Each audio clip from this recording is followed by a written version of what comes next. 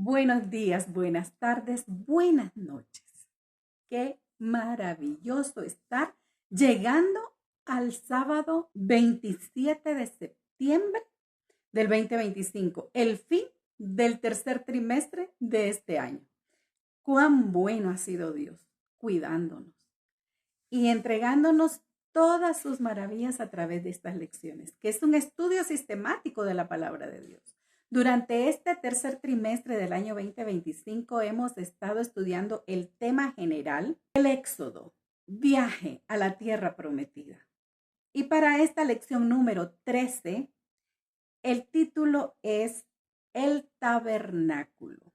Esta semana visité una gasolinera. Y cuando llegamos, se acercó uno de los dependientes, le dijimos lo que necesitábamos y en lo que él nos servía el combustible, se acercó otro que nos preguntó si necesitábamos algo más. Y entonces nosotros le dijimos que no, pero él se nos quedaba viendo y dice, es que ustedes se me hacen conocidos. Y yo le dije inmediatamente, somos adventistas del séptimo día, porque yo dije, de plano, en alguna actividad de esas tal vez nos ha visto.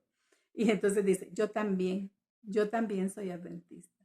Y ahí comenzó una conversación preciosa entre dos hermanos, más bien tres, porque andaba mi esposo, que no se conocían, pero que adoran al mismo Dios. Y es maravilloso poder conectarnos, poder vivir conectados, no solo con Dios, sino también con nuestros hermanos en Cristo. Y es que la principal tarea, como en la antigüedad, para nosotros es vivir en estrecha relación con el Señor, adorarlo, servirlo y representarlo correctamente ante los demás. En el jardín del Edén, Adán y Eva, cuando pecaron, se escondieron. ¿Por qué? Porque tuvieron miedo. Porque el pecado hace que nosotros le tengamos miedo a Dios. O sea, distorsiona nuestra relación con Dios, nuestra percepción de su carácter. Pero Dios dio el primer paso. Se acercó a ellos y les preguntó, ¿dónde están? Él sabía dónde estaba, pero lo que él quería era que ellos se quitaran el miedo y vinieran a él. Nuestra misión principal es presentar correctamente el carácter de Dios. El texto de esta semana, que se encuentra en Éxodo 40, 34 al 38, dice, entonces la nube cubrió la tienda de reunión y la gloria del Señor llenó el santuario, porque la nube del Señor estaba de día sobre el santuario y el fuego estaba de noche, a la vista de toda la casa de Israel en todas sus jornadas. ¿Por qué hacía Dios eso? Porque Él quería que los sintieran tan cercanos como Él los quería tener cercanos a Él. Para acercarte a Él, Dios ya dio el primer paso. Y hoy te hace la misma pregunta que le hizo a Adán y Eva. ¿Dónde estás tú? Bienvenido al resumen de la lección número 13 para el 27 de septiembre, el tabernáculo. La primera parte de nuestra lección lleva por título El sábado del Señor. Y este día fue apartado desde la creación. Fue apartado para ser santo ese día. No es un día como cualquier otro. Por eso es que no puedes decir, el martes para mí es mi sábado, yo voy a descansar el martes. No, es que Dios apartó su sábado, no tu sábado. Este estudio está basado en Éxodo 35, 1 al 3. Y mira, el único mandamiento que comienza con la palabra acuérdate es el cuarto mandamiento, porque el pueblo practicó el descanso del sábado desde la creación. Pero en Egipto, algunos lo olvidaron. ¿Y por qué es importante que nosotros recordemos el sábado? Porque el mensaje del sábado siempre ha sido y será quién es Dios y cuáles son sus poderosas obras. Fíjate que dice un comentarista religioso muy famoso, dice que si el sábado no se hubiera olvidado, no existirían los ateos, porque el sábado es el monumento del Dios creador. Por eso era tan importante y por eso le daba tanto énfasis Dios a que no nos olvidáramos del sábado. El sábado de la iglesia del Antiguo Testamento transmite múltiples cosas. Por ejemplo, su esencia puede ser resumida en 5 puntos cruciales. El número 1, Dios es creador. El sábado es el memorial vívido de la creación. El número 2, el Mesías vendrá. Cada sábado nosotros recordamos que hay una promesa, vendré otra vez. El número 3, Dios establecerá su reino, cuyo anticipo es el sábado. Y cuando nosotros guardamos como debe de ser guardado el sábado, es una cosa maravillosa, es que es un anticipo del cielo que vamos a vivir por la eternidad, de ese cielo precioso nuevo, esa tierra nueva preciosa. El sábado es un anticipo de eso. Y el número 4, la salvación viene del Señor. Porque tú recuerdas qué día murió Jesús, un día de preparación. Y nos enseñó en su muerte que debemos de guardar el sábado, el reposo del sábado, porque Él estuvo todo el sábado en la tumba descansando. Él pudo haber resucitado sábado, pero no lo hizo. Porque lo guardó, porque nos enseñó el reposo sabático aún con su muerte. Y el número 5, Dios es el juez último de todas las personas. Quienes lo desafían persistentemente, tristemente un día van a ser destruidos. No porque Él quiera, sino porque escogieron ser destruidos. Muchos se preguntan si el sábado de nuestra semana es el mismo sábado de la creación. Y yo te puedo asegurar que es el mismo sábado de la creación. ¿Por qué razón te puedo asegurar esto? Porque Dios tiene el control y Él sabe cómo hace las cosas. Por ejemplo, el periodo de un año, el periodo de tiempo de 365 días, ¿de dónde viene? Y ya tú lo sabes, ¿verdad? De la rotación de la Tierra alrededor del Sol. Luego viene el periodo del mes, que es la rotación de la Luna alrededor de la Tierra. Y luego viene el día, las 24 horas del día, que viene de la rotación de la Tierra sobre su mismo eje. Pero el periodo de 7 días de la semana, ¿de dónde viene? De su fuente creadora, del Dios todopoderoso del universo. Ahí está tu respuesta. Dios tiene el control, no lo ha perdido. Y el sábado es su día santo. Encuéntrate con Él el próximo sábado. La segunda parte de nuestra lección lleva por título Las ofrendas y el espíritu. Y está basada en Éxodo 35, 4 al 36, 7. Ahí se narra toda la construcción y los detalles de la construcción del santuario, de la casa de Dios. Y en esta experiencia del pueblo de Israel, donde Moisés les pide que lleven ofrendas para la construcción y les pide ofrendas específicas, oro, plata, madera, de todo lo que se iba a necesitar, telas, todo. Y el pueblo se volcó en ofrendas para la construcción del templo, a tal grado que los que recibían esas ofrendas le dijeron a Moisés, ya hay suficiente, ya que no traigan más, ya tenemos demasiado. Imagínense qué maravilla.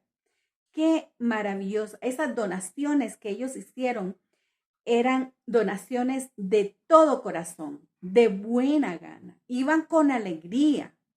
Deben haberse puesto triste cuando le dijeron ya no traigan más. Seguramente ustedes se preguntarán, pero si ese pueblo era un pueblo pobre, ¿de dónde agarró? Pues miren, recuerden que Dios había bendecido abundantemente a los israelitas mediante los regalos que los egipcios le habían hecho cuando salieron de Egipto. Así que de ahí agarraron un poco. ¿Y qué pueblo más dadivoso?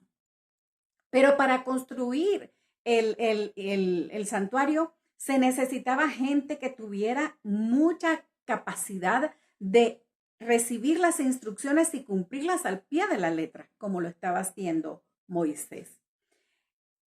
Pero había que hacer utensilios, había que hacer ollas, había que hacer adornos de oro, de plata. Se necesitaban personas que tuvieran esas capacidades. Y Dios ya las había preparado. Había preparado a Bezaleel y a otra persona que junto a él iban a hacer todas esas cosas. Los había instruido, les había dado su espíritu para que tuvieran toda esa capacidad. ¿Qué te quiero decir con esto?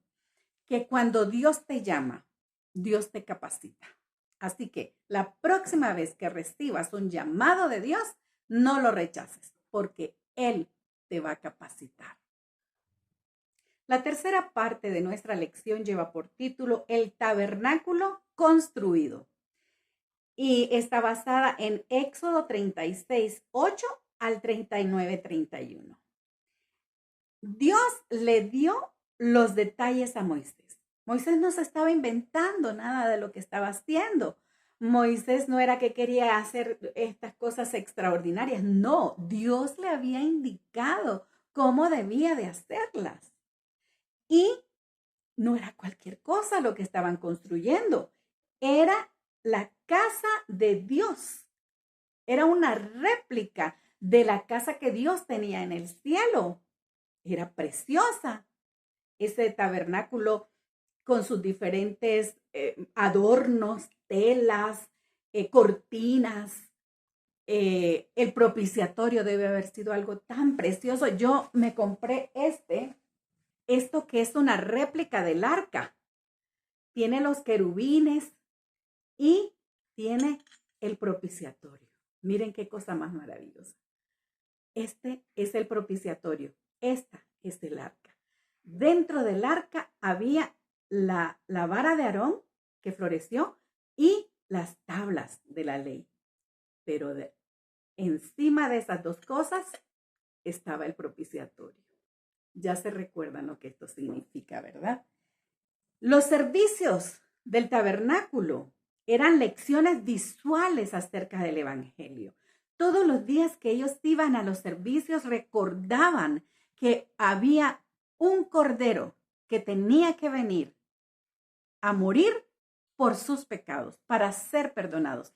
Y yo quiero dar énfasis a dos servicios que se hacían en el santuario. Uno, los sacrificios diarios, mañana y tarde. ¿Qué significaban esto? ¿Cuánto vale nuestro perdón? Cuando ellos iban y llevaban a esos corderos a ser degollados, debe haber sido algo terrible, matar a un animalito inocente por mi pecado. Eso nos debe de recordar a nosotros cómo murió Jesús, inocente, pero cargando nuestro pecado. Por eso la palabra dice que Dios lo contó entre los pecadores. ¿Por qué?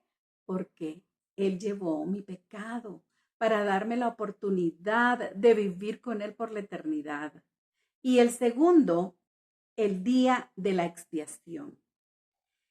Este día representa el gran día en que Cristo Jesús vendrá y limpiará este mundo de todo pecado. Porque el día de la expiación, el Yom Kippur, era el día en que el santuario quedaba limpio de todos los pecados que habían sido confesados allí. Este era un milagro que se realizaba en el santuario cada año. Entonces, querido, recuerda, tu salvación y la mía no fue muy barata. Costó la sangre del Cordero de Dios. Y muy pronto tendremos a nuestro gran Rey y Salvador Jesucristo haciendo la limpieza del pecado, erradicando el pecado totalmente para que nunca más Yo espero ese gran día. La cuarta parte de nuestra lección lleva por título La presencia de Dios en el tabernáculo y está basada en Éxodo 40, 1 al 38. ¿Cómo se manifestaba la presencia de Dios en el tabernáculo? Como una nube de día y una columna de fuego por la noche. Era una forma muy concreta, muy poderosa, como el pueblo hebreo iba experimentando no solo la realidad de Dios, sino también su presencia cercana y permanente mientras los iba guiando en su peregrinación.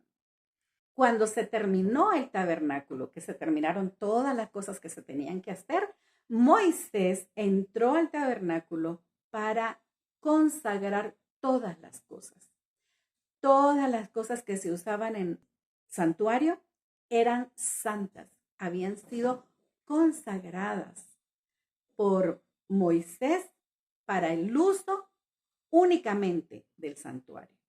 Por eso cuando Nabucodonosor, más bien cuando Belsasar utilizó los vasos sagrados del santuario, aquella noche terrible en la que fue sentenciado, desapareció, porque con las cosas santas no se juegan.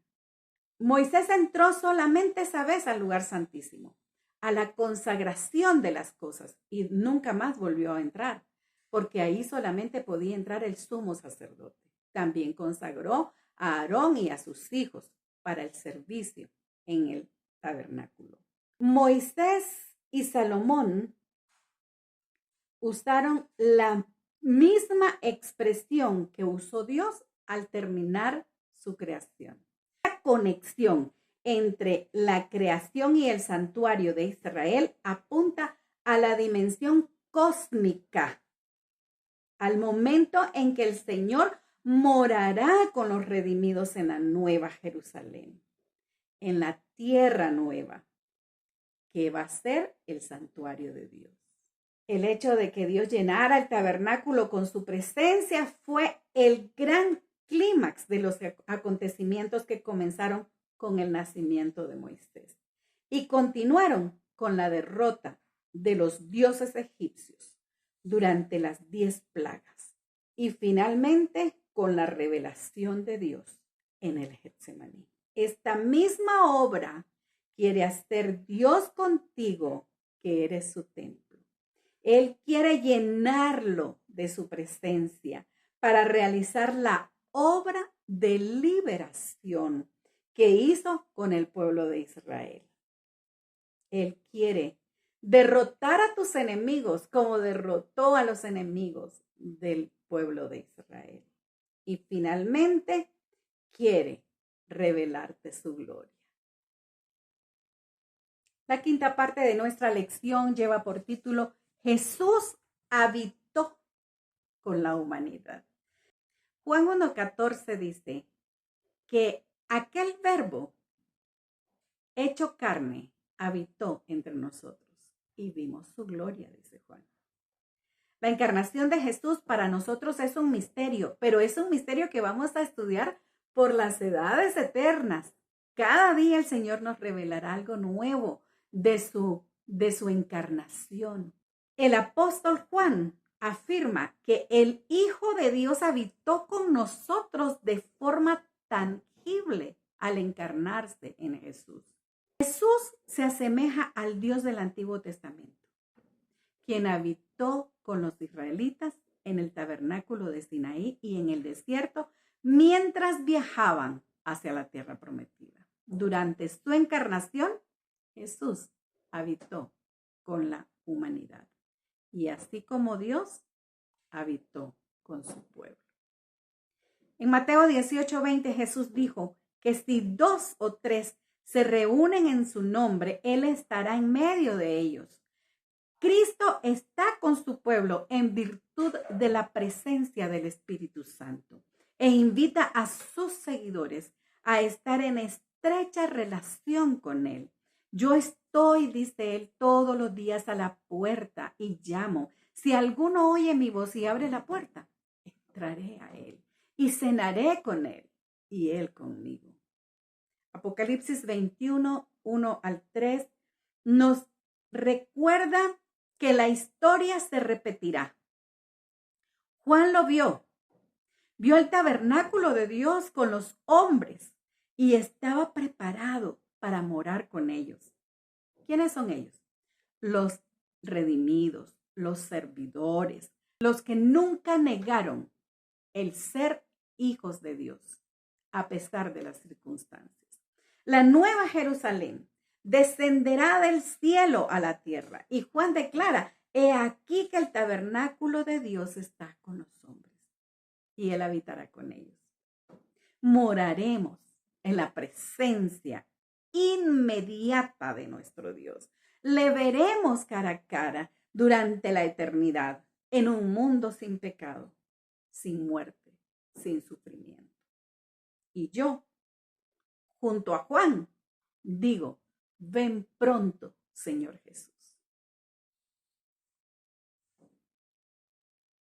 La construcción del santuario fue precedida por un acto divino de redención. ¿Cuál fue este? La liberación de Israel del poder esclavizador de Egipto. Este acto fue seguido por la disposición de Dios a habitar entre su pueblo, a estar muy cerca de ellos. El modo en que se relacionarían con él y unos con otros quedaba definido por la ley del pacto. El tabernáculo era verdaderamente un lugar de reunión, un lugar donde se reunían con Dios y entre ellos. Fue solo después de la redención y el establecimiento de una unión permanente con Dios a través del pacto que el pueblo tuvo acceso a Dios en su morada. Tenemos que estar unidos para ver la gloria de Dios. La finalidad de los servicios en el santuario era enseñar diariamente al pueblo las grandes verdades relativas a la muerte y el ministerio de Cristo. Y una vez al año, sus pensamientos eran llevados hacia los acontecimientos finales de la gran controversia entre Cristo y Satanás.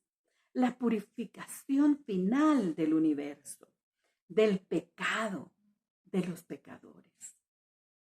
Pronto, muy pronto, nuestra peregrinación terminará. Y lo veremos cara a cara y viviremos por siempre con Jesús. Pronto llegaremos a nuestra Canaán celestial. Hemos terminado el resumen de la lección número 13, el tabernáculo. Y con nuestro estudio sobre el Éxodo y el viaje a la tierra prometida.